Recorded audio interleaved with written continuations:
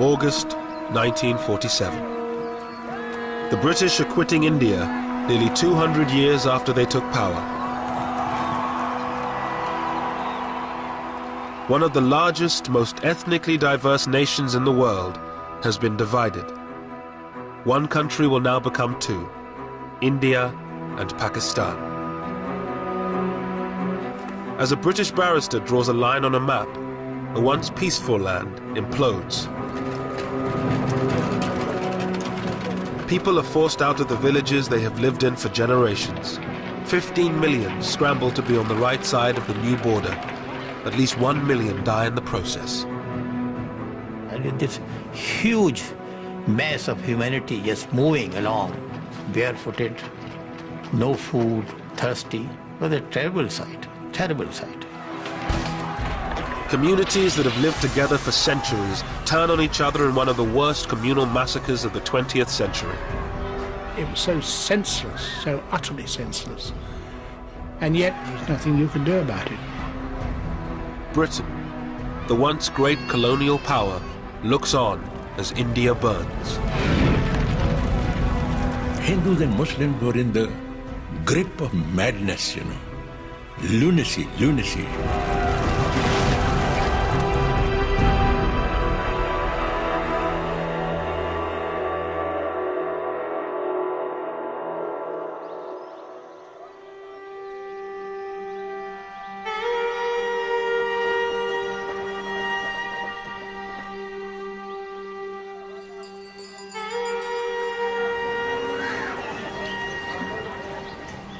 In 1946, British India was largely at peace.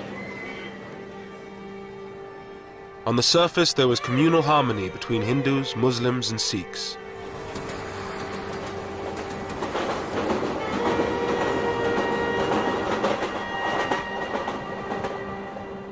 In the same part of the village, I remember Hindus and Sikhs living side by side, living with us, Not far from where I lived, And whenever there was any wedding in the family, I remember the Hindus and the Sikhs bringing sweetmeats, to my father, and offering, and we lived very happily, very happily. In British India, the 255 million Hindus were in a majority. India's 92 million Muslims were concentrated in the northwest and northeast of the country. The 6 million Sikhs lived mostly in the Punjab, one of the richest and most diverse provinces in India. Lahore was its ancient capital.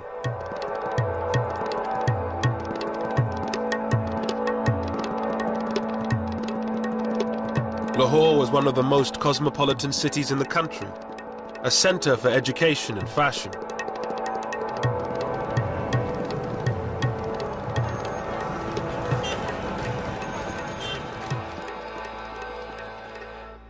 Roded Khan, a Muslim, had left his village to study law and history at Lahore's Foreman Christian College. Lahore took my breath away, because it was a different city, and it was a different world.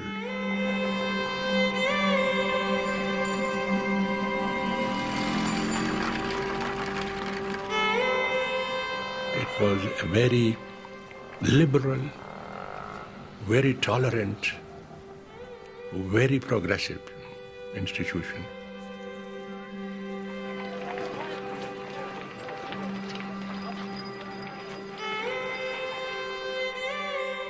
At the same time, Somanand, a Hindu, was in his final year of school in one of Lahore's fashionable suburbs. The fashions in Lahore became popular all over Punjab, not only in Punjab but in northern India.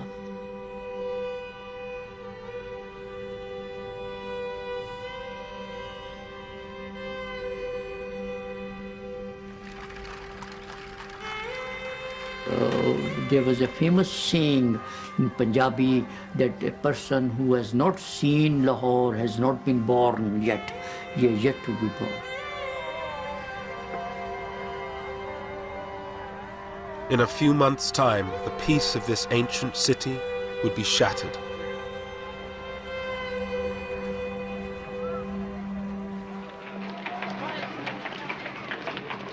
For nearly 200 years, Britain ruled over India's 380 million people. India was the centerpiece of Britain's empire, a source of money and power. For the British who were stationed there, life had changed little in decades.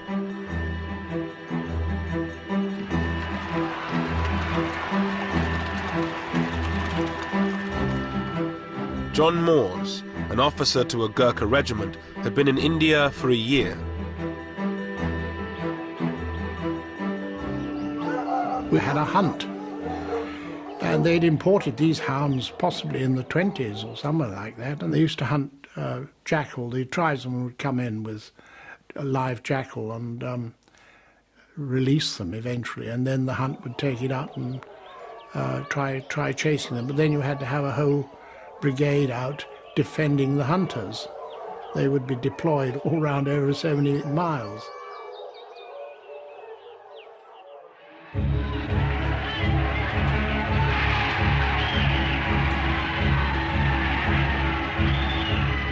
For decades, Indians had fought to rid themselves of British rule. The independence movement had been kept in check by ruthless military force. But by 1946, everything had changed. World War II had left Britain bankrupt. Mr. Moores and the other British troops knew that they would be the last. We knew that having come through a very expensive world war, that the cost of maintaining an army in India following the Far East War, we realized that this couldn't be paid for. The taxpayer, England was in a bad state, particularly 46, 47, financially.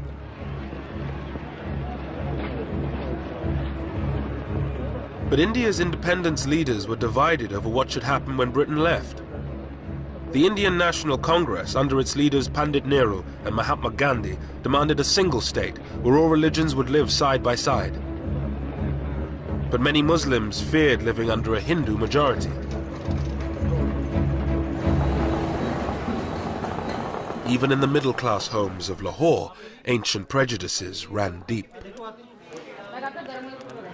At one level, they had very cordial relations.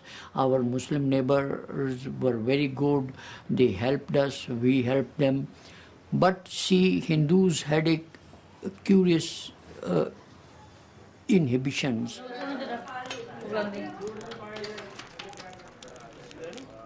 My mother's attitude, she didn't allow any Muslim to enter her kitchen. Any cooked thing from a Muslim home was not allowed to enter the kitchen.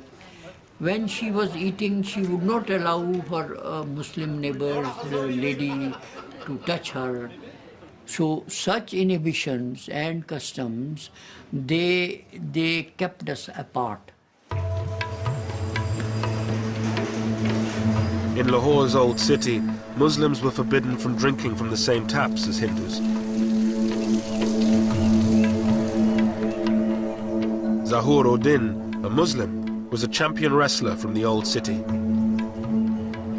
बाकी असी लोग जाके लगले जांदे पानी पींदे सा ना वो छबील तो पानी गिलास ही कुझे सानी हन पियांदे वो ऐसा पानी भी नहीं सन पियांदे उन्होंने एक एडी डी लम्मी नौजल रखी सी लोहे दी वो इत्थों फड़दे सन ते जिथे तुसीं बैठे हो ना उत्थों तक नौजल हुंदी सी इत्थों पानी पांदा सी ते असीं ऐसा पानी पींदे सा वो छूत तो भी सानूं छूत समझदा सी Hindu.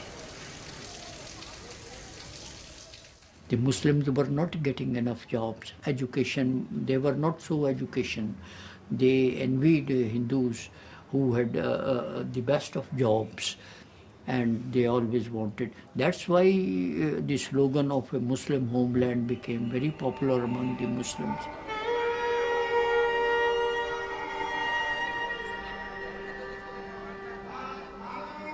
Muslim fears that Hindus would dominate an independent India drove the demand for a separate Muslim homeland.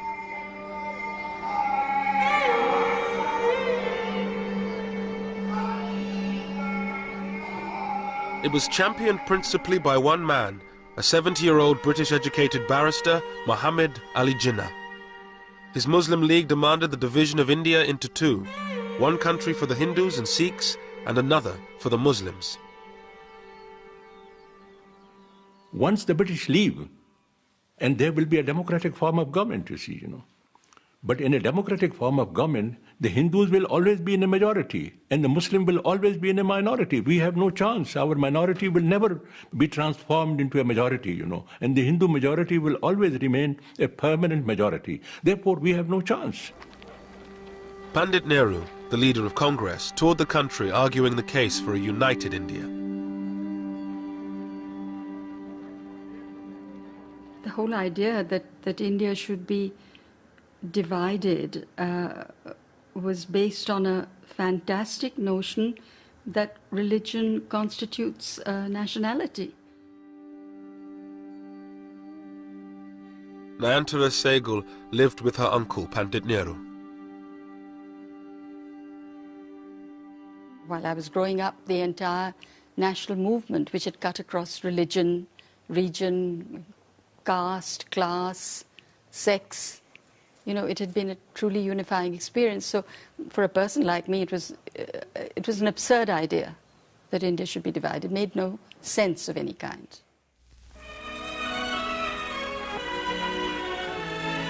Clouds gather over Simla for the opening of Lord Wavell's conference with the Indian leaders. In March 1946, a British government delegation, the Cabinet Mission, arrived to negotiate between Congress and the League. This was supposed to be the breakthrough conference, where a deal would be struck leading to an independent India. Pandit Nehru, who calls for an Indian republic, is accused by the League of working for domination over the Muslim minority. Jinnah did compromise on his demand for a separate Muslim state. He accepted a united India if it had weak central powers. But Nehru, a socialist and believer in a strong central state, refused any such concessions to the Muslim League. Mr. Jinnah, the Muslim leader, holds fast to Pakistan, and it's reported that his maximum concessions were regarded by Congress as inadequate. At any rate, the fateful conference at Simla, following the preliminary work in Delhi, has ended in failure.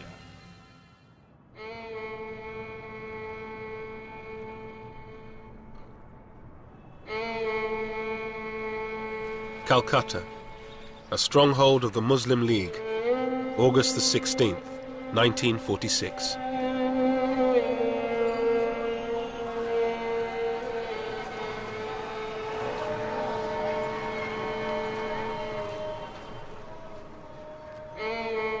With the collapse of negotiations, Jinnah called for direct action.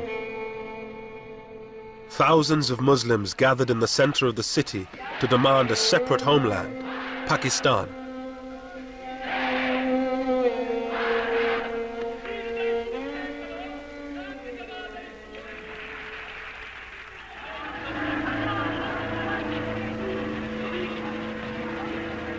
As the crowds dispersed, the more radical elements headed for the Hindu parts of the city.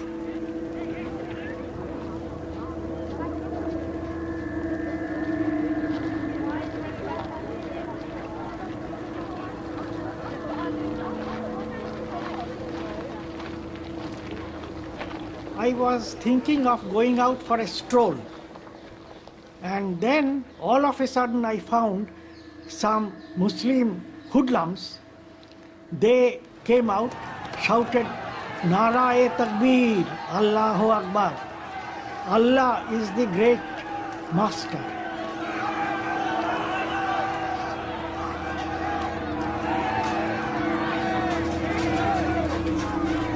Local gangsters hijacked the demonstration. They whipped up the mob, and it turned violent.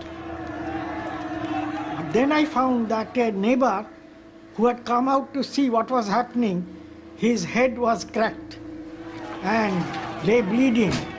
So I thought that going out would be absolutely foolhardy. Then these boys, they started hitting the doors, and they said that we will not spare any Hindu.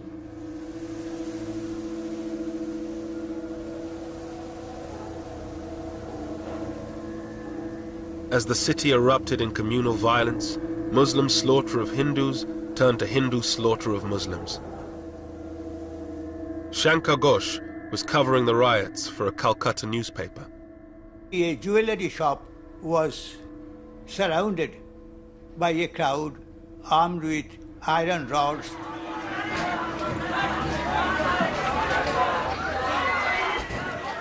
An elderly employee, he was already half dead in fear. He came with his folded hands like this. But this furious mob, they had no time to hear what he wanted to say.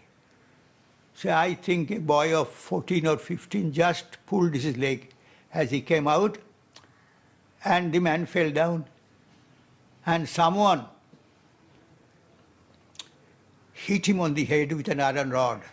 I think that one blow had finished him.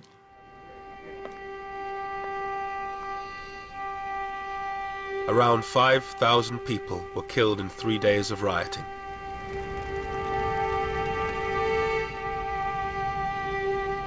But the British, with one eye on leaving India and fearful of being overrun, ordered the troops to stay in their barracks until it was too late.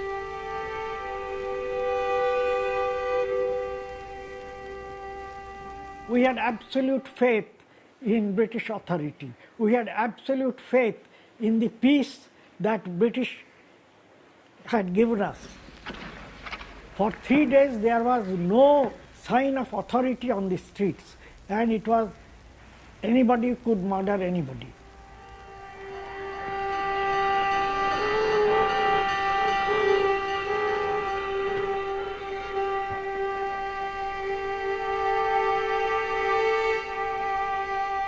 The Calcutta killings shattered the hope of the British that they could get out of India quietly and peacefully.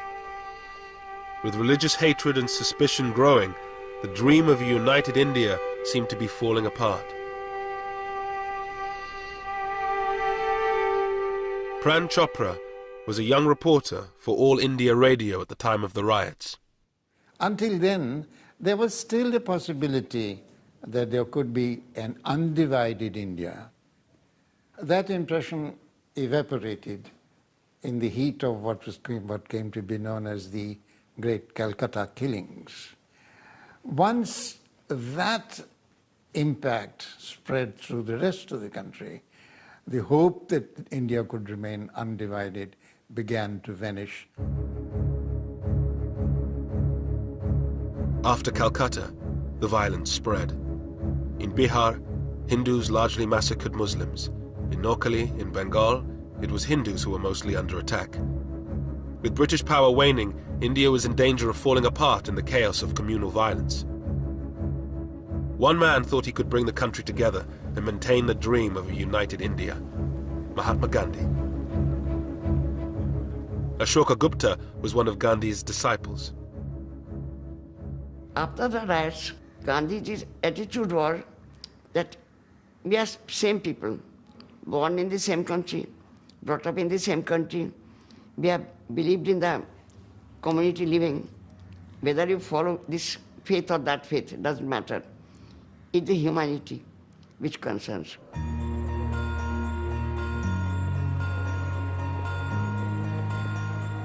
Gandhi spent the first months of 1947 walking through the villages of Noakhali, holding prayer meetings, trying to bring Hindus and Muslims together. Ashoka Gupta went with him. Gandhi walked from one village to another, and while he walked, he sang. He rested in a Muslim house, then he rested in a Hindu house.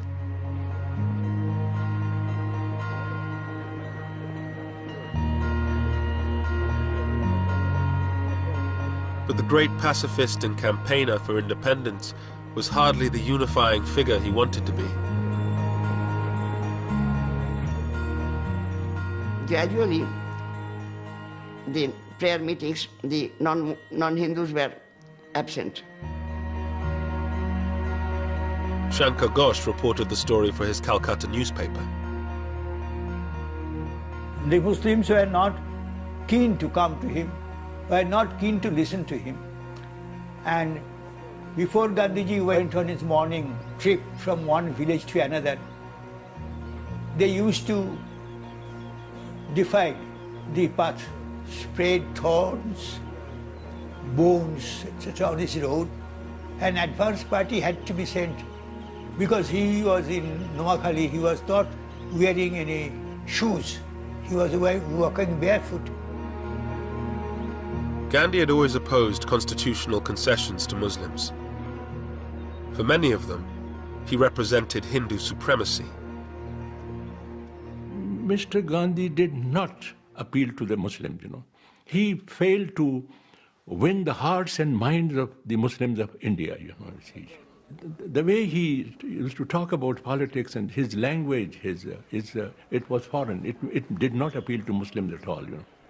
But he used to be practically, you know, naked.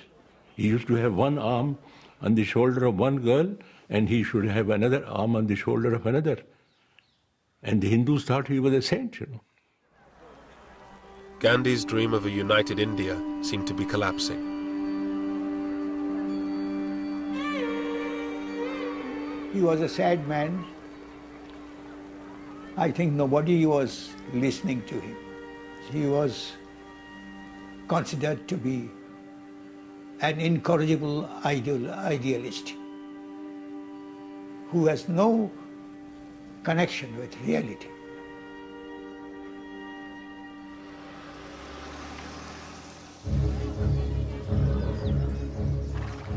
In February 1947, the British government made a dramatic declaration. They would definitely leave India by June 1948. But there was still no agreement on how to give India to the Indians. With chaos spreading, they decided on a radical solution: to appoint a new viceroy. The scene is Northolt Airfield. The occasion, the departure of Lord Mountbatten of Burma, who was leaving for India with his wife. Before the new viceroy, there lay the task of holding office for the brief but obviously difficult period of just over a year until the date when Indians are to take full control of India. Everyone in Britain, I'm certain, wishes the viceroy all possible success in India. I was in school, and they said, you'll miss the last term of school, and we're taking you out in the middle of this term because Daddy's been appointed Viceroy of India, and so we're going out for probably a couple of years. And, you know, thought we'd take you as well, because you can be useful.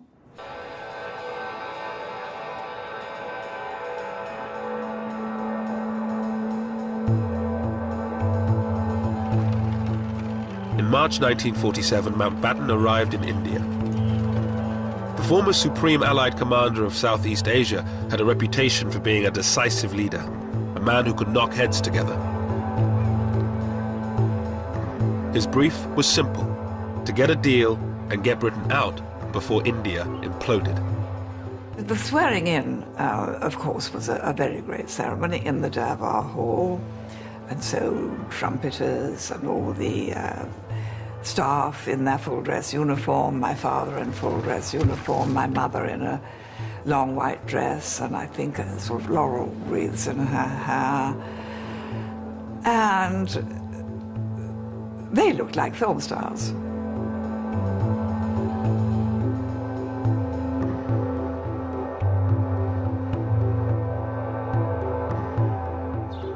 The Viceroy, his wife Edwina the Vicereine, and their daughter Pamela moved into Viceroy's house in New Delhi with its staff of 5,000.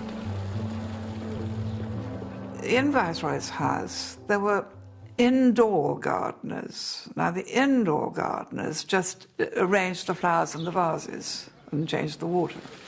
And there were 25 of them as indoor gardeners.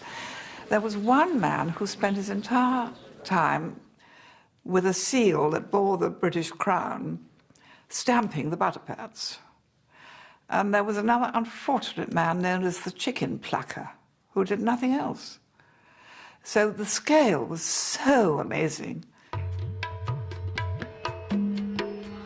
Narendra Singh Sarila was to become Mountbatten's aide-de-camp, his personal assistant. Among other things, his job was to assist on tiger hunts.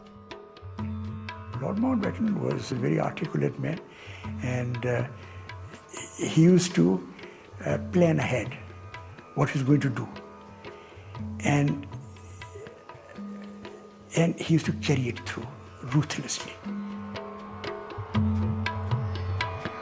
Despite the formalities of life at Viceroy's house, Mountbatten seemed like a new breed of Viceroy. First of all, his background helped him, because everybody knew that he was cousin of the king.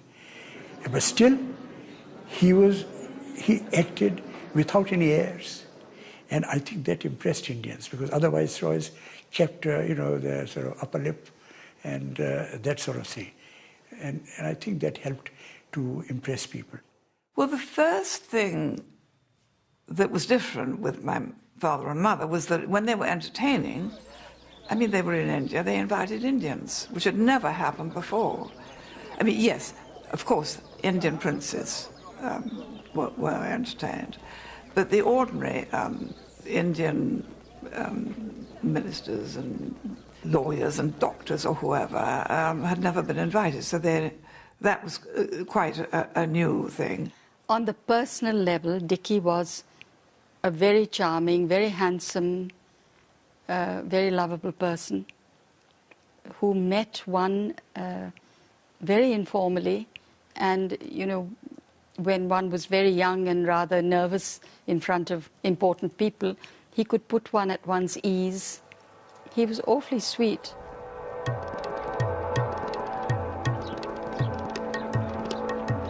Mountbatten's first task was to meet the Indian leaders, Mahatma Gandhi and Pandit Nehru for Congress, and Muhammad Ali Jinnah for the Muslim League. He hoped his more informal style would give him greater success than his stuffier predecessors. They sat away from the desks in armchairs and were offered refreshments of some kind, and he would say, well, now, before you put me in the picture politically and in the state of India, do tell me a bit about yourself. It was a technique that worked with Nehru. The two would become lifelong friends, but it totally failed with Jinnah. He came out of the meeting afterwards and said to his aides, my goodness, he was cold as ice.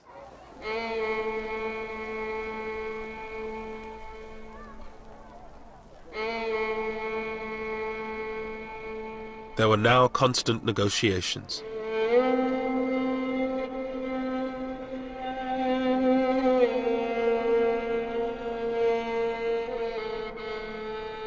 As a divided India became a real possibility, the political tensions at the centre filtered down to the local level.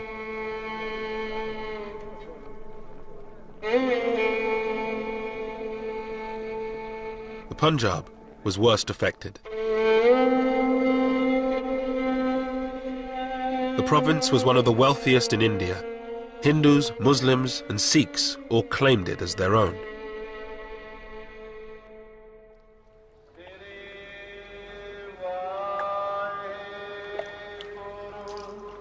The Punjab was home to most of India's 6 million Sikhs, the location of their most holy site, the Golden Temple.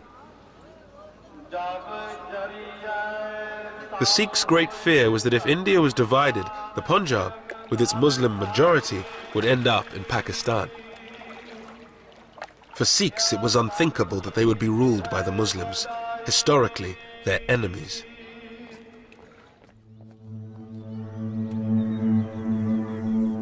In many villages of the Punjab, communal harmony began to break down.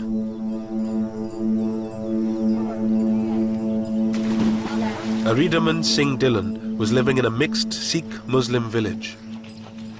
I had Muslim friends and we used to play together.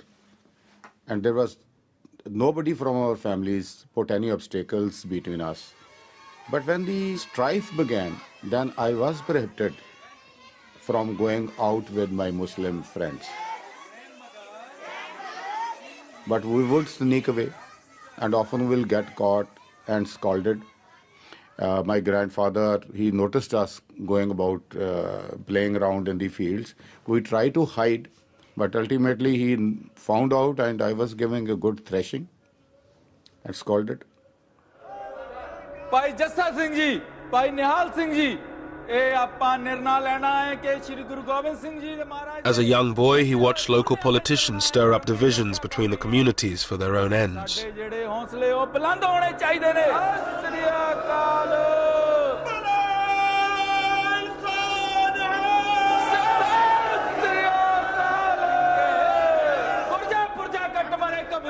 They have to whip up the sentiments of the people, and the easiest way to whip up the sentiments of the people are to tell them that their religion is in danger, that is, their community is in danger.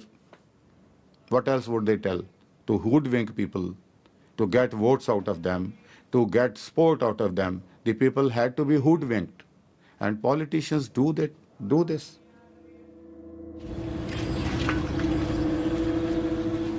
Tension also increased in the Punjab's capital, Lahore. Student Somanand always had a lot of Muslim friends.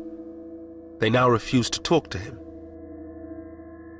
A class fellow of mine raised the Congress flag on the school building. The Muslims were very furious. Why?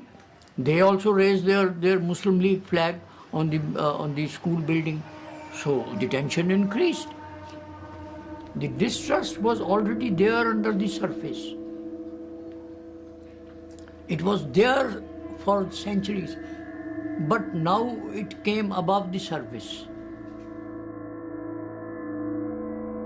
John Moores and his band of Gurkhas were now sent to Lahore to help the local police keep the peace. We arrived in Lahore around about the 23rd of April. We already knew that there were rumblings going on for intelligence that had been passed to us, and we were briefed on that. And our first job was to get to know the city and how to get around it.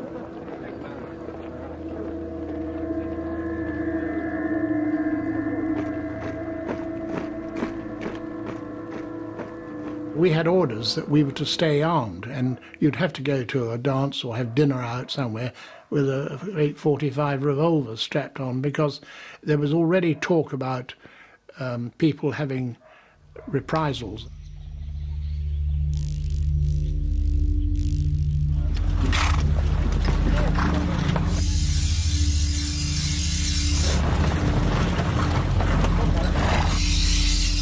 In the villages of the Punjab, there were few British patrols. The Sikhs began forming jathas, armed bands. Many Sikhs had served in the British Army during the war and still had their weapons.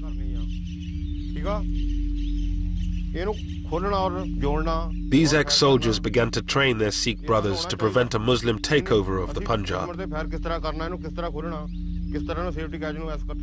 Jatadar Shingara Singh had recently been released from prison where he served time for assault. He lived in a Sikh majority part of the Punjab.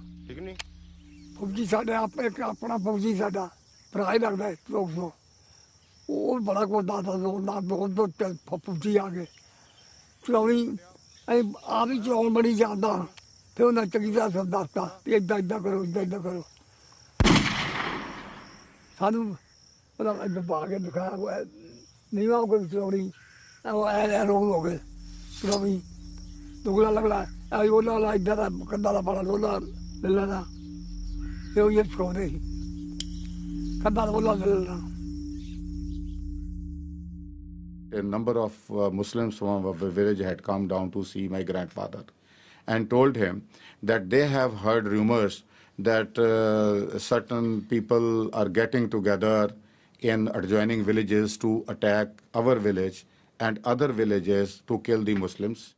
Aridaman Singh Dillon came from a long line of Sikh warriors. His ancestors had been imprisoned by the British.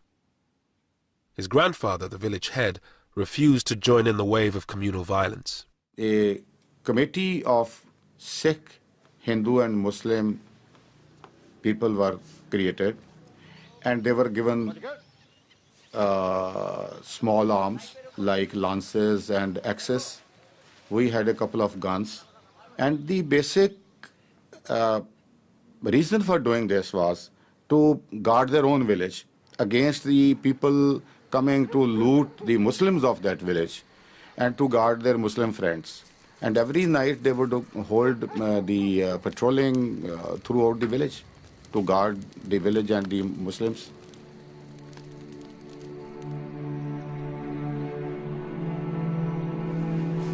Seeing the Sikh preparations for war, Muslim villagers decided to launch a first strike. In March 1947, Sikh villages around Rawalpindi came under attack. ਝਾੜੀਆਂ ਕੋਲ ਵੱਡੇ ਆਦਮੀ ਦਿਸਣ ਲੱਗ ਪਏ ਅੱਲਾਹੁ ਅਕਬਰ ਯਾ ਅਲੀ ਅੱਕਾ ਅੱਲਾਹੁ ਅਕਬਰ ਯਾ ਅਲੀ ਨਾਲ ਹੀ ਉਹਨਾਂ ਦੇ ਕੁਲਾੜੀਆਂ ਹੁੰਦੀਆਂ ਸਨ ਕੁਲਾੜੀਆਂ ਉਹ ਉਛਾਲ ਰਹੇ ਸਨ ਔਰ ਬੜੇ ਮਤਲਬ ਯਾਨੀ ਐਗਰੈਸਿਵ ਸਨ ਬੜੇ ਗੁੱਸੇ ਵਿੱਚ ਸਨ ਜਿਸ ਤਰ੍ਹਾਂ ਕਿ ਸਾਨੂੰ ਖਾਈ ਜਾਣਗੇ ਤੇ ਸਾਡੇ ਵਾਸਤੇ ਵੀ ਇੱਕ ਨਵੀਂ ਗੱਲ ਸੀ ਕਿ ਸਦੀਆਂ ਤੋਂ ਅਸੀਂ ਉੱਥੇ ਲੋਕ ਰਹਿ ਰਹੇ ਸਨ ਕਿ ਹੋਇਆ ਕੀ ਹੈ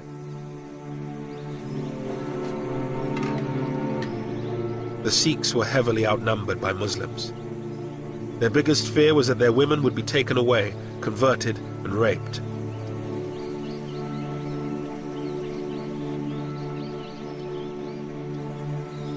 एक मुसलमान सी गुलाम रसूल उसका नाम सी उसने एक लड़की की डिमांड की थी कि एक लड़की मैनू दे दिओ ते असी सारे लोगों नू वो बदमाश टाइप का आदमी सी और असी सारे लोगों नू इत्थों हटा देंगे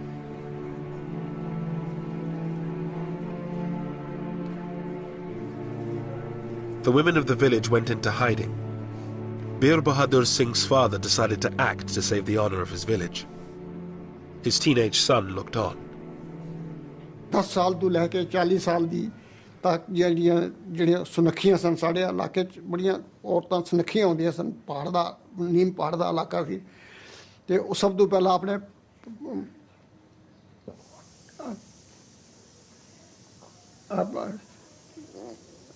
थोड़ा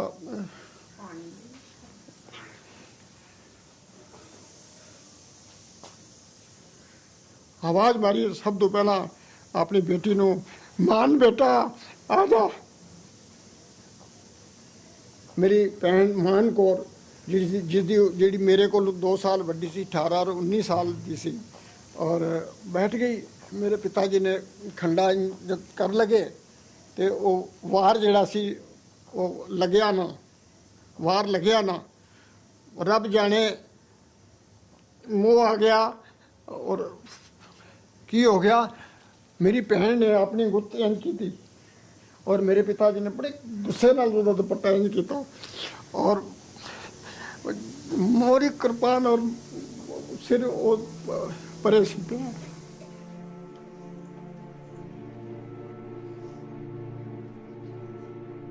वो दो चाचा भतीजा ने मेरे एक होर ताया जी भी उपर सन जिन्हों का काफ़ी बड़ा शरीर सी उन्होंने सारिया ने कट्टना शुरू किया खट खट खट की आवाज़ आन सी मैं यकीन जान के जाना 60 साल मैंने अज की याद है किसी ने हाई नहीं की बस वाहिगुरू की आवाज़ आती रही है किसी ने हाई नहीं की कोई नस्सी नहीं किसी ने रोला नहीं पाया Such scenes were repeated throughout the Western Punjab in March and April 1947.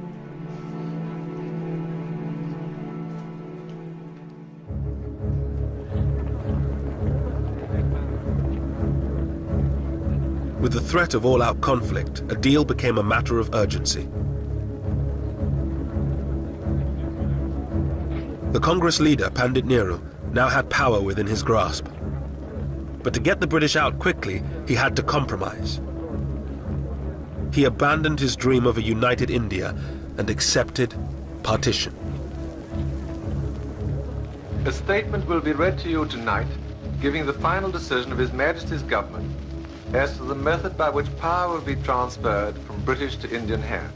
On the night of June 3rd, 1947, Mountbatten, Jinnah and Nehru broadcast the news that they had finally struck a deal.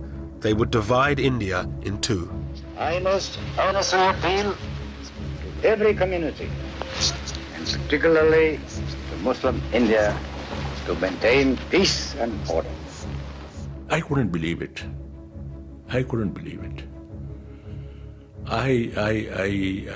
It was like a dream come true, you know. mighty forces are at work in the world today and in India, and I have no doubt that we are ushering in a period of greatness for India. I remember I heaved a sigh of relief that there was partition, because we did not want to live with the Muslims anymore. But there can be no question of coercing any large areas in which one community has a majority to live against their will under a government in which another community has a majority. The partition deal involved giving those provinces with a Muslim majority to Pakistan and those with a Hindu one to India. But Mountbatten and Nehru insisted that the Punjab and Bengal would be treated differently despite their Muslim majorities. Jinnah was forced to accept that both these provinces would be cut in half and divided between India and Pakistan. The next day, at a press conference, Mountbatten dropped a bombshell. Britain would not be leaving in June 1948, as had been planned, but on August 15, 1947, just 3 months away. When asked why the date had been brought forward by nearly a year, Mountbatten replied, "Why should we wait? Waiting would mean that I should be responsible, ultimately, for law and order." It should have been possible for them to say that, look, there is no great hurry, don't fix a timetable, let it proceed in a more orderly manner. But he was a decisive man. This is the job I have to do, this is the date by which I'll do it. This was his personality. That made the pace of the partition furious, impossible to moderate. It was no question of it being too soon, it was much too late. Because in fact, when he arrived, he saw the situation was so much more volcanic than he'd been led to believe in England. And he had that diary that he had over everybody's desk saying however many days to independence, because it seemed so unbelievable. And the next morning you went into your office, it was 1 day less, and it certainly concentrated people's minds.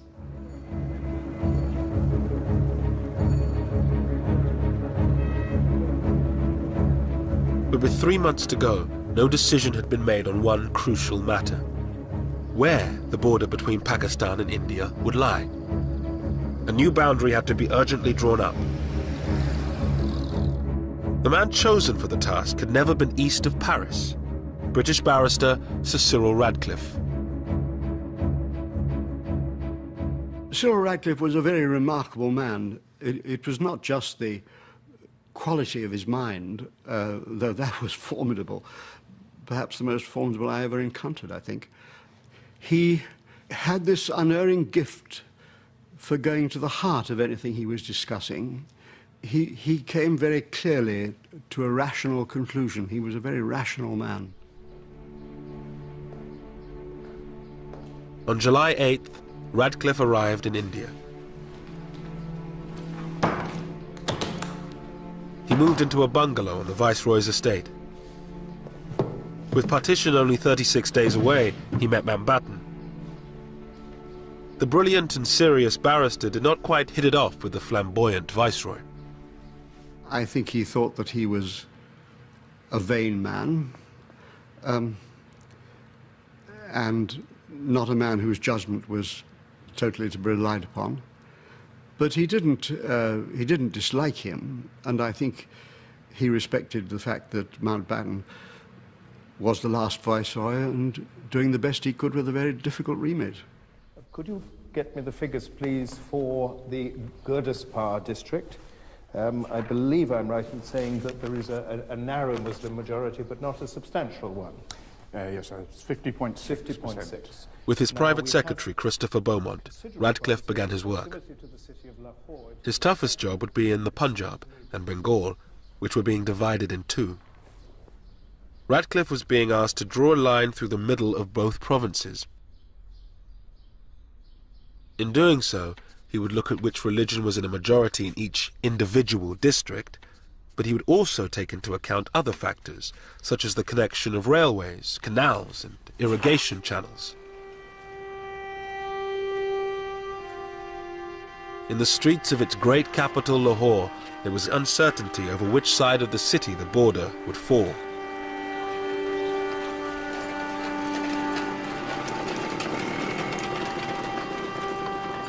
Satish Gujral was an art student in Lahore from a politically influential Hindu family. Most of my Muslim friends also agreed that logically speaking, there was more chance that Lahore will go to Indian side. Because seeing everything belongs to Hindus.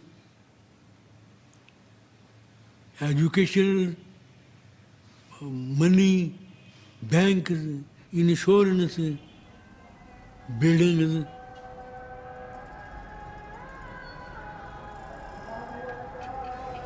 या मौला जी दोवां कन्ना ही फिर लाहौर सन पाकिस्तान जी लिया असीं इत्थे ही रहीए असीं घरों बाहर ना निकलीए सारियां कबरां भी इत्थे निकल गईयां असीं ते मरांगे इत्थे घरों बाहर ही निकले ना किते गए ने ना किते आए ने On the quayside at Bombay, Viscount Mountbatten bids bon voyage to 1,500 British soldiers. With tension increasing, the British government decided this was the moment to bring most of the remaining troops home. 50,000 more.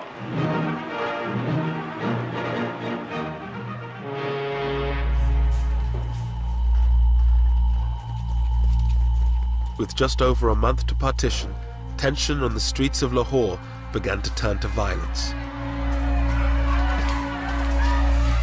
There was a date and everybody then knew that do whatever you can now, because after this date you won't be able to do it. Whether it's looting Muslims or looting Hindus, whatever it might be. So therefore the date itself became a driver. With the border still to be decided, Muslims, Sikhs and Hindus began to clear their neighborhoods of anyone not of their community. माहौल जो खराब होंदा गया फिर इहो ही होंदा गया कि इत्थों जेह्ड़े मुंडे सन ना वो रेहड़ी दे वड्ढ के ना वड्ढ वड्ढैया करके एक अद्धा बंदा लग्गेआ कोई फस गया उन्होंने वड्ढ के बोरी पा के उत्थे लिया के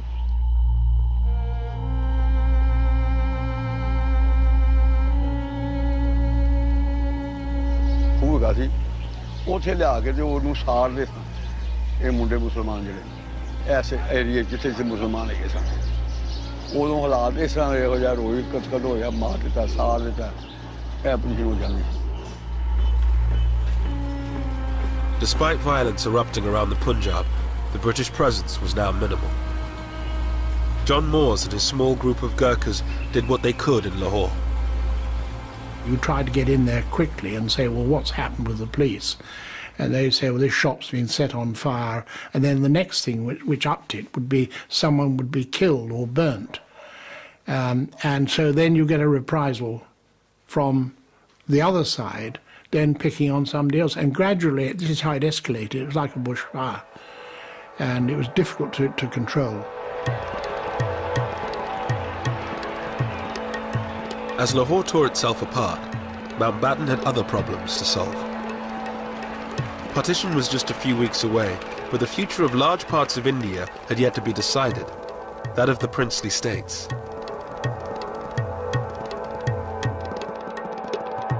Ruled by princes, these semi-autonomous states were dotted around India. They had been allowed to run their own affairs in return for their loyalty to the British Crown.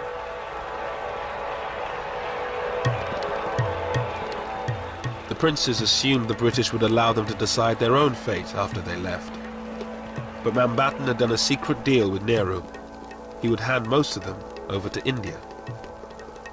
Narendra Singh Sarila, then a young prince, attended the meeting where Mountbatten announced their future.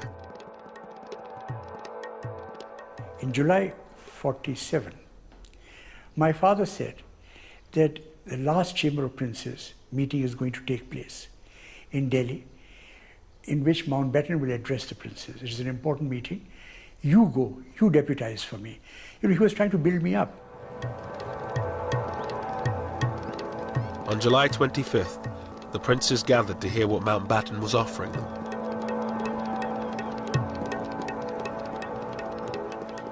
He came and stood in front on the podium. And I remember that he looked left and right while pictures were taken. It was perfect showmanship. And then he started addressing the princes. Your Highnesses, ladies and gentlemen, and he said that we have no alternative but to sign the instrument of accession. Mountbatten told the princes they had little choice: join the Indian Union or be swept away in a wave of democratic change. And I think this made a great impression, and many of the princes who had these ideas that they would become independent and do what they like, this collapsed. They realized that if they didn't sign, most of the princes, small ones, they would be most probably wiped out. With the princes in the bag, the partition settlement was nearly complete. All that remained was the final border, down to Sir Cyril Radcliffe. I think it was the loneliness of the decision which I remember him talking about. It wasn't a single decision, it was a series of decisions about where the line should be drawn. These decisions were going to be his, and he had to take responsibility for them. And I think he found that a lonely experience by comparison with some of the things he'd done. Sir Cyril had no time to see what was happening in the lands he was dissecting. His approach to drawing up the boundary, separating majority Hindu-Sikh areas from majority Muslim ones, almost certainly encouraged the religious cleansing of entire districts. There were areas where the margins were not very great. Therefore, the majority in those areas wanted to make sure that the process didn't get fudged with small numbers. So drive the minority out, whether it is Hindu or Muslim minority, to make sure that this bit of territory doesn't slip out of your hands.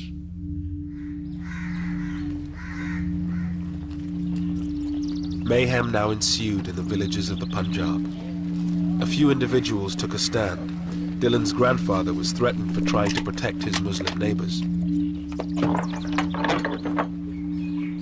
Some people had often sent messages to my grandfather that people who were going about looting and killing Muslims, they wanted to eliminate our family because we were putting an obstacle in their way. But my grandfather would not be deterred. He would not be afraid. He was that way.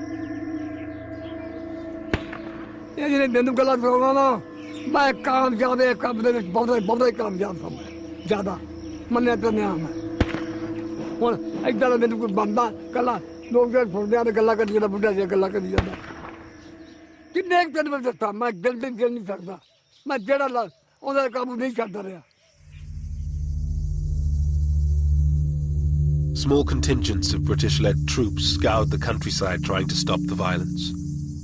But by then, there were just too few to make a difference. One had messages coming in all the time by hand, written messages. I can remember one, it was rather a sad, pathetic note by some chap who could write a little bit of English. And he had been in the Indian Navy.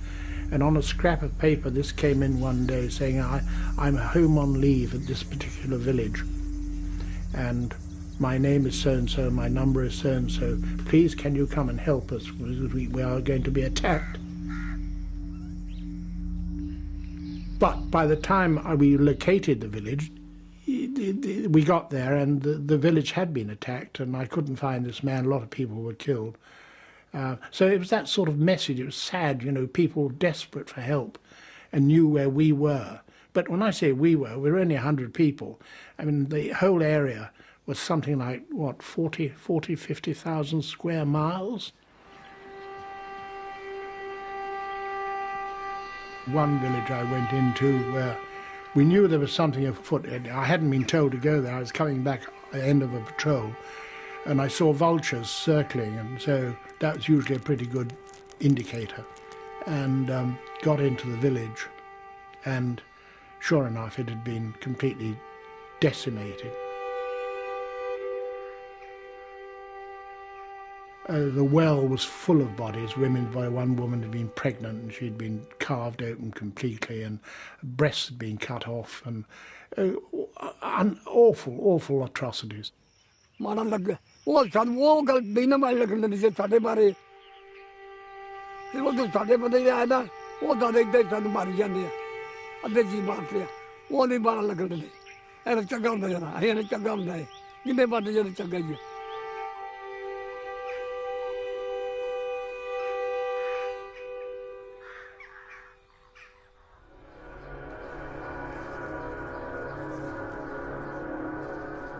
In Lahore, murder was now an everyday occurrence. With partition just 2 weeks away, rumours circulated that the city would go to Pakistan. Lahore's richer Hindus took no chances. There was tension.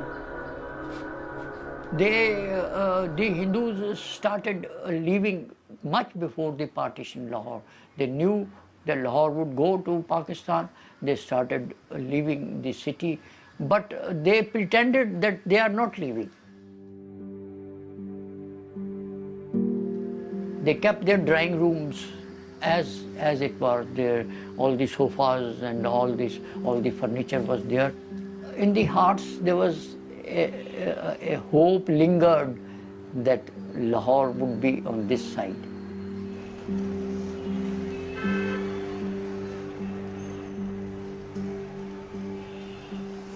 ਕਈ ਜਿਹੜੇ ਮਾੜੇ ਮੋਟੇ ਸਨ ਉਹ ਜਾ ਉਹ ਤਾਲੇ ਮਾਰ ਕੇ ਵਿਚਾਰੇ ਲੁਕੇ ਰਹਿ ਕਿੱਥੇ ਜਾਈਏ ਕਿੱਥੇ ਆਈਏ ਉਹ ਲੋਕ ਹੀ ਮੋਏ ਨੇ ਜਿਹੜੇ ਸੌਖੇ ਸਨ ਉਹ ਪਹਿਲੇ ਹੀ ਨਿਕਲ ਗਏ ਸਨ ਤਾਲੇ ਮਾਰ ਕੇ ਜੰਗਲੇ ਮਾਰ ਕੇ Som's father, a bank manager in Lahore, said if they could live under the British, they could live under the Muslims. I didn't want to leave. My father also didn't want to leave. He hoped. And he said, okay, all these people who are leaving, they are fools. They'll come back tomorrow.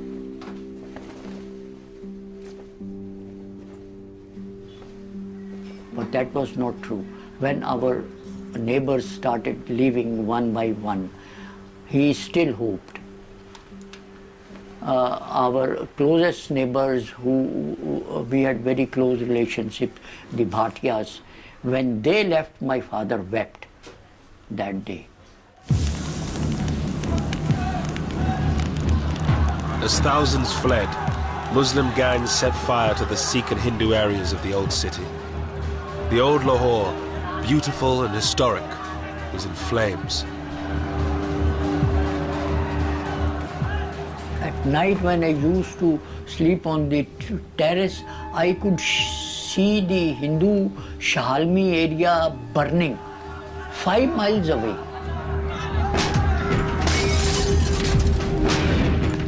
The flames could be seen. So high the flames were. Shahalmi was a thickly populated Hindu area. It was burnt down completely. And I could see 5 miles away the flames, the light, all that. And we were so terrified that night. All around my house, people were running. Children, elders, women. When I asked someone, he said, mobs are coming. and the area is on fire. He told me to run at once if you want to save your life.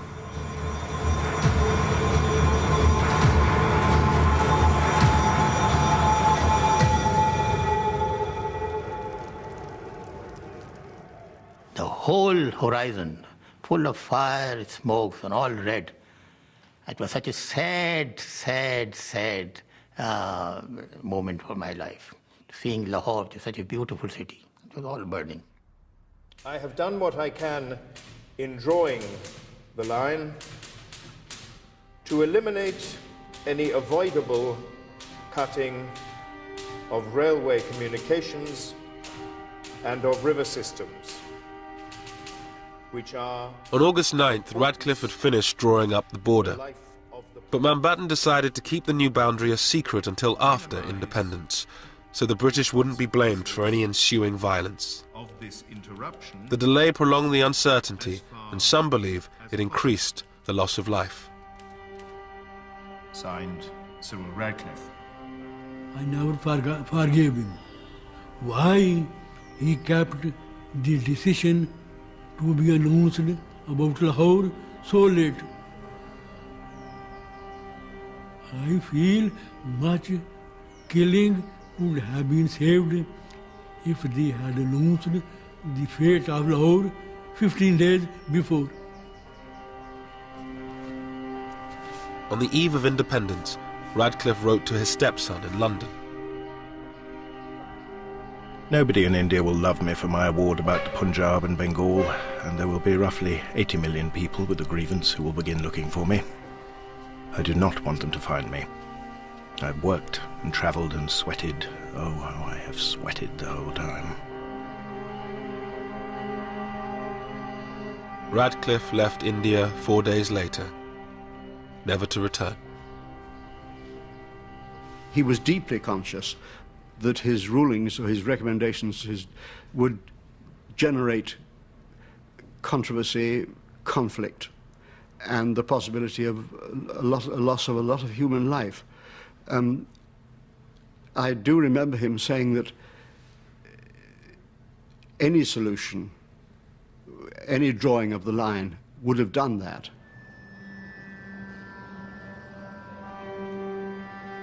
On August 14th, 1947, a new country was born on the subcontinent. Jinnah's dream of a Muslim homeland became a reality in Pakistan.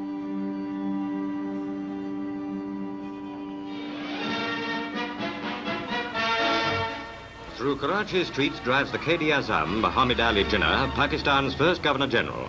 It's Karachi's first day of independence, and the crowds are out to greet him and Earl Mountbatten. Mountbatten was in Karachi to declare independence for the newly created state. Bizarrely, no one except he and Radcliffe knew where its borders were, but this didn't stop the celebrations.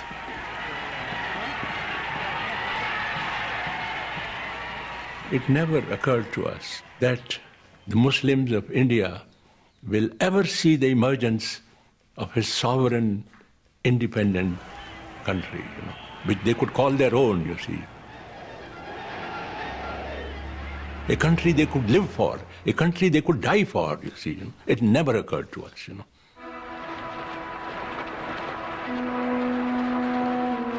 The next day, it was the turn of India to celebrate.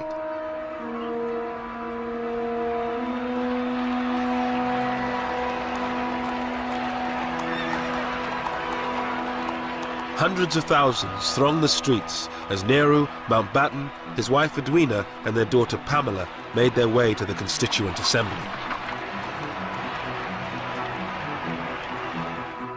Unfortunately, when my parents arrive, they can't get in because the crowd is so thick, but so thick, that they can't open the doors. So there's no way for them to get in. So somebody has to crawl in some window and go to the Prime Minister and say, it's like the Viceroy can't get in because the crowd is so vast. Will you come and sort it out? So Nehru had to sort of scuttle around the back and start hitting people and shouting at people and clearing away, which he was always brilliant at and loved doing. And eventually my parents were allowed to make their state entrance considerably less dignified than had been expected.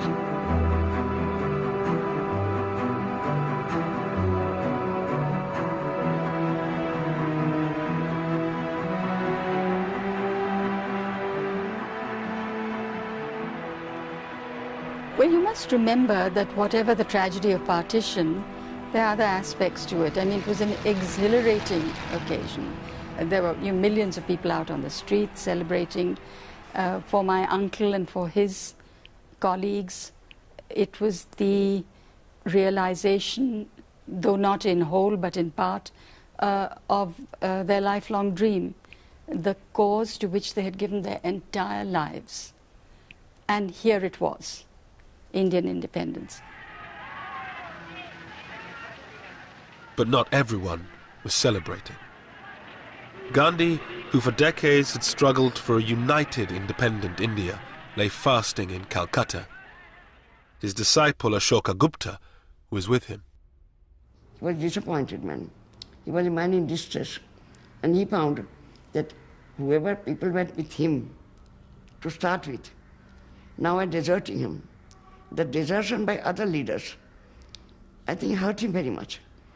He wanted to die. His attitude was, let me die.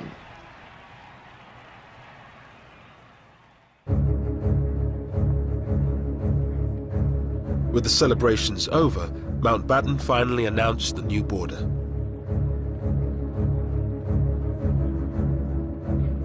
It sliced through the previously united provinces of Bengal and Punjab. Lahore was given to Pakistan, a disaster for the city's few remaining Hindus. We were dejected and we were so sorry because, see, those Hindus, by that time, Hindus had realized that it would not be possible for them to stay in Pakistan.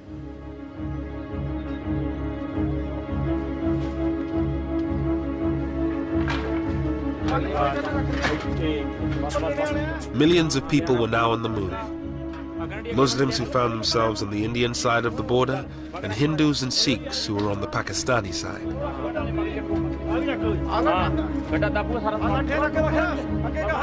They packed their belongings onto bullock carts and left the villages they had lived in for generations.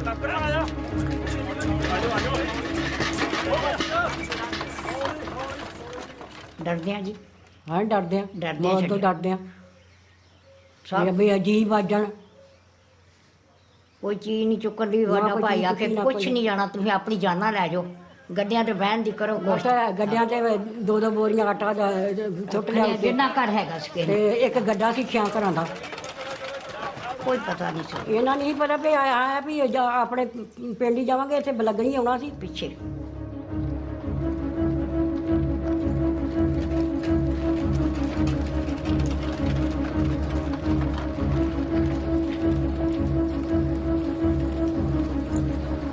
The refugees formed human caravans called kafilas.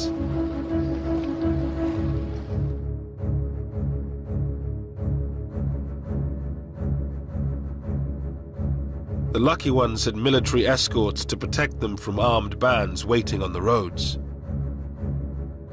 The first major refugee movement, the biggest concentration, was about a 50 miles long column of over 200,000 people was moved, and I was escorting it from Jalandhar onwards up to the Pakistan border.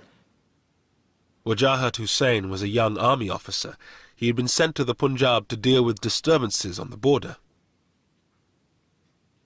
We had very few troops with us, very few troops with us. So here were these people. There were no transport arrangements. There were no arrangements for the medical cover. There was nothing except that we had collected these people in open spaces.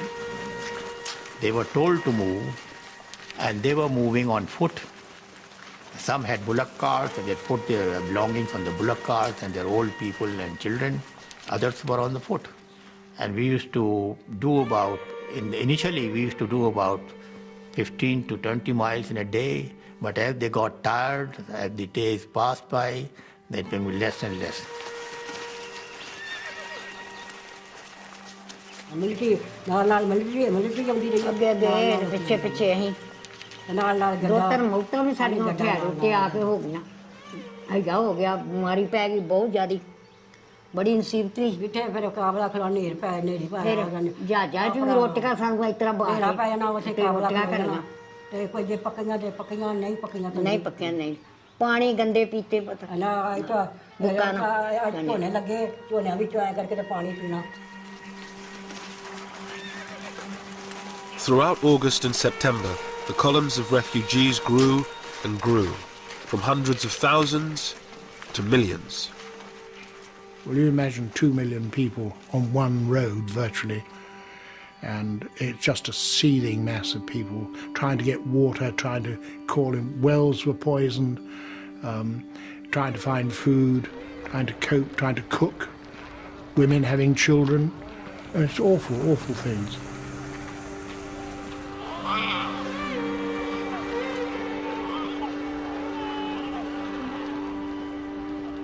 And of course they often try to stop us and to ask for help, and sometimes, if depending what we were doing, we'd stop and say, what's the matter, what do you want? And then they'd say, we know we've no food, and say, well, I'm sorry, I can't do anything for you, because that wasn't our job.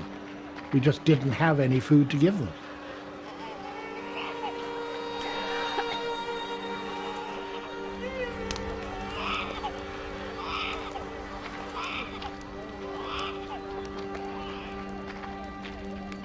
First they used to start throwing their baggage which they were carrying, everybody, whatever little they had to carry. And after 3-4 days, they used to gradually drop. And then they were left with just the clothes shattered, tattered. And lastly, the mothers leaving their small babies. That was our biggest problem. And there were these crawling babies, and on the side of the road with these thousands and thousands of people just moving. It was a terrible sight, terrible sight.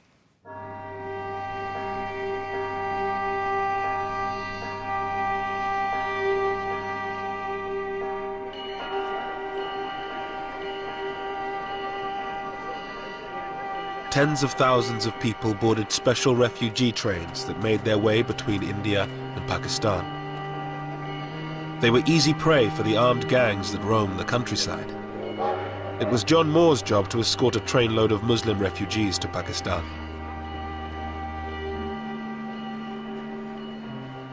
It wasn't a train, it was just a lot of coal wagons, steel coal wagons, and this, of course, is August, which is pretty hot.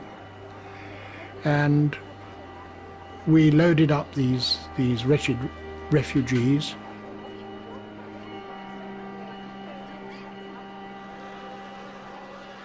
It was very distressing, and the journey from Ambala to Amritsar by train normally, you could do it in about, I suppose, 4 or 5 hours.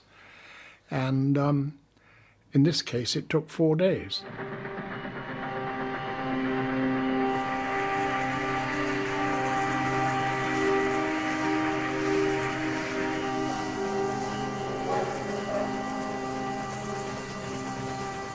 There was no water, very little water on the way. We had our own supplies of water for the 3 platoons, but we had a job to do, and we couldn't help them.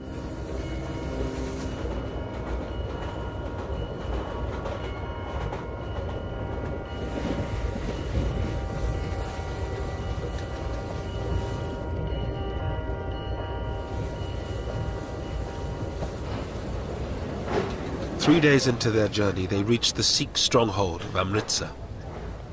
Just 14 miles from the border, they were forced to stop to pick up water.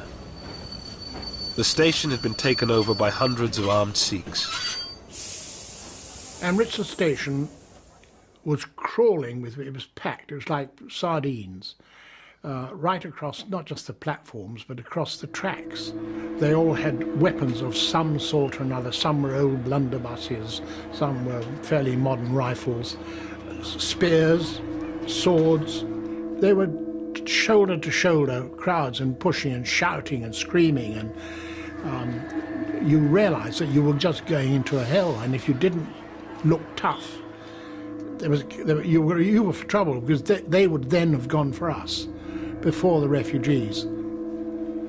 And I said the thing to do is to get the grenades out, let them see. A lot of them are ex-soldiers, these people here, the weapons they were carrying. Let them see you priming grenades, prime the grenades, and that they'll know you mean business then. And doing that, the crowd sort of melted back and away and left us clear. And I suppose we must have been in the station for about 4 hours, something like that. And just as dawn was breaking, we managed to pull away the engine to do the last 14 miles. There had been very little planning for the movement of refugees or their protection. Most British troops had already been sent home, whilst Indian and Pakistani forces were in total disarray. They were totally inadequate forces. The reason was very simple, because the Indian army was being split. At the same time, don't forget that the troops were also concerned about their families, because wherever they came from, the trouble was going on in their homes also. So they were very much concerned. And most of them were on leave, or they were on the process of joining their new unit, or they had already joined. So very few bodies on the ground, really speaking, available to us to deal with the job.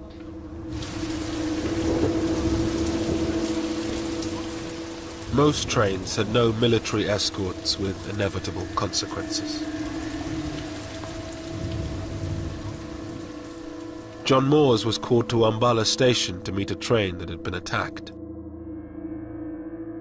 This was a trainload of, I don't know, 500, 600, 700 people, most of whom had been killed, slaughtered, mainly elderly people, young children, young women, and they had been attacked and slaughtered, shot.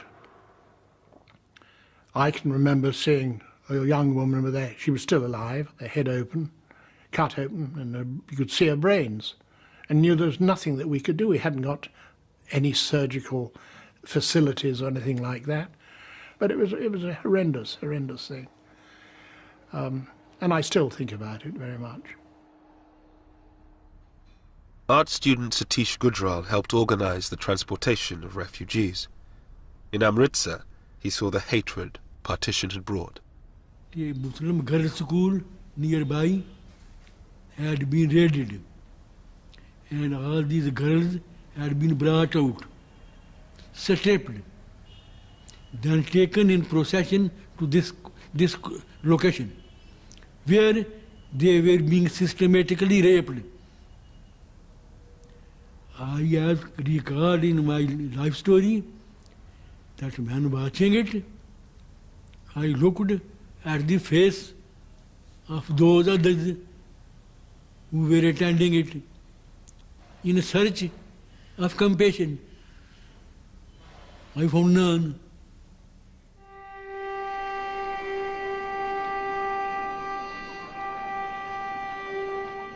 In the coming months, around 15 million people made the journey from one side to the other.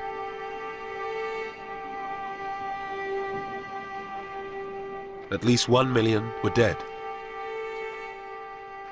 Thousands more lay abandoned in makeshift refugee camps, stuck on the wrong side of the border.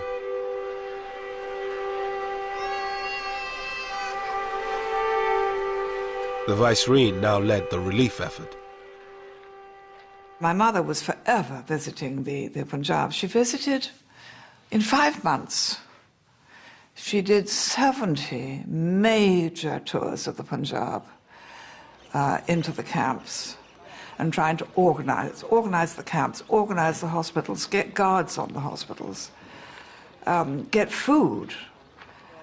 And they soon learned that tell Lady Mountbatten something or answer one of her questions and something will happen.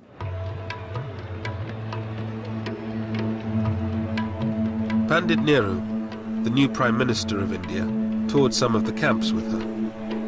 Finally, he came face to face with the price his people had paid for partition.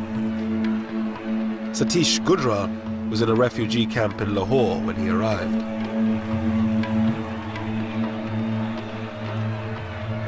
I vividly recall everything graphically. There the refugees wanted to kill him. He was shocked. A man who grew up as the darling of the people was going to be killed by the same people. I had been in pro-Nehru fellow, but that evening I did not feel, because I thought for the leaders having been truly responsible for all this havoc. So I thought he was only harvesting what he had sowed. So that first time that day, I felt no reverence toward him.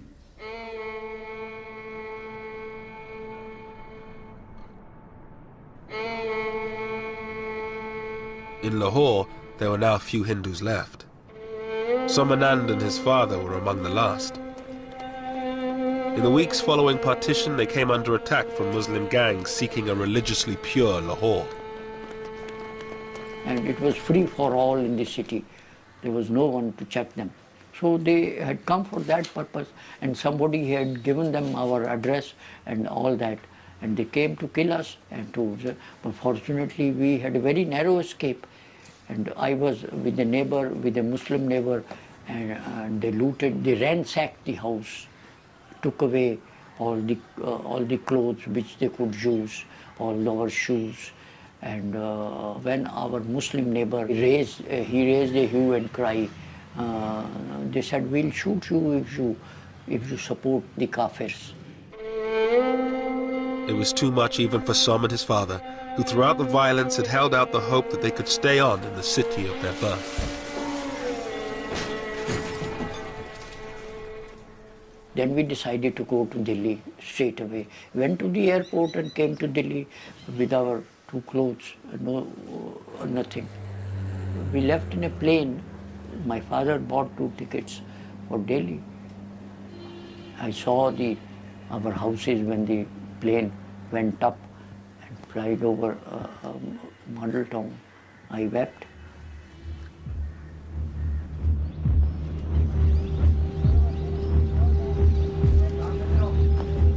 In Dillon's village, where the Muslims had been protected by his grandfather, the Indian army arrived one day and ordered the Muslims out.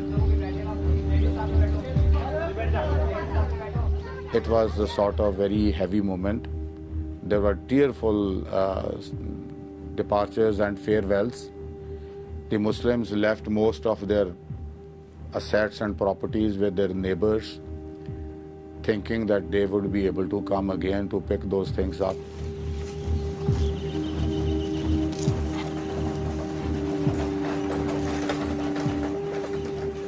Initially, the people felt very remorse about their going.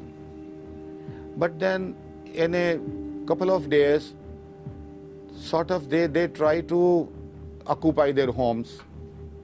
They try to take away whatever they had left.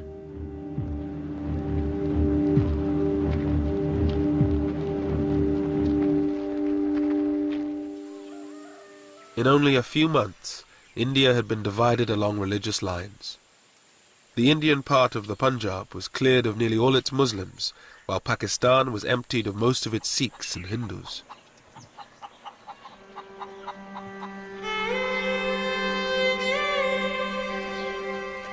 Lahore, once one of the most mixed cities in all of India, was now home only to Muslims.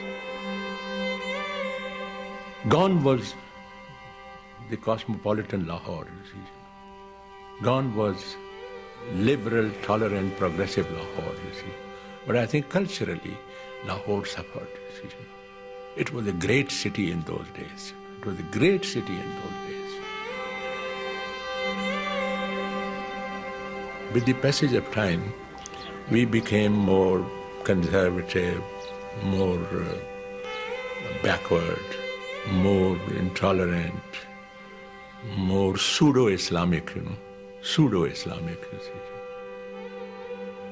I think the primary responsibility is of the Hindus who didn't treat the Muslims as their equals. That was the root cause. The Muslims and Hindus couldn't integrate despite living together for all these centuries. With the partition over, the job was done for the few British troops still left in India. John Moores returned to Britain at the end of 1947. I think the worst thing was that we couldn't stop the violence. The unnecessary cruelty is something which we didn't really know much about. Mountbatten stayed on in India until the end of 1948 as its Governor-General. He returned to his career in the Navy, becoming First Sea Lord. He was killed by an IRA bomb in 1979. The whole problem was that Mountbatten tried to do this job in too short a time. To expect a country to be partitioned, a new country to be created, and within 2 months move the portion of the government of India to Pakistan, and to move the troops to Pakistan and from Pakistan to India was a tremendous job. It cannot be done, and that's exactly what happened. Everything went out of control.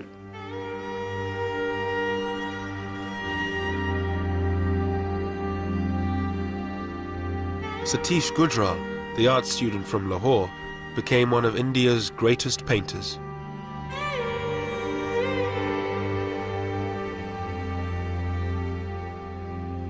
This experience sank in me so deep after partition, and began to paint without any consciously effort.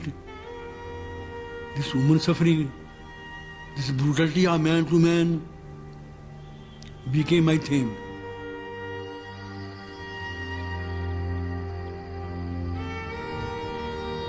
The border created in 1947 would become the focus for 3 wars and 60 years of animosity between the government of India and Pakistan. But for the people of the two countries, it was the tragedy of separation that lingered on.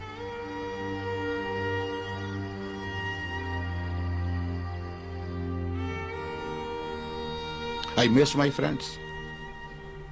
I couldn't understand why they had to go. Why were they pushed away? The only thing was that they were being pushed away. I knew they were not going happily, so I couldn't understand why. And I still think, why?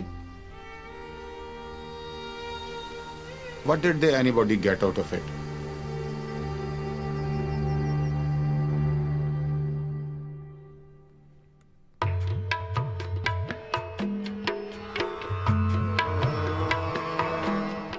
And on BBC 4 at 11 in Midnight's Grandchildren, 3 British teenagers travel to the Punjab to see how their families were affected by partition. Coming next here on BBC 2 Newsnight.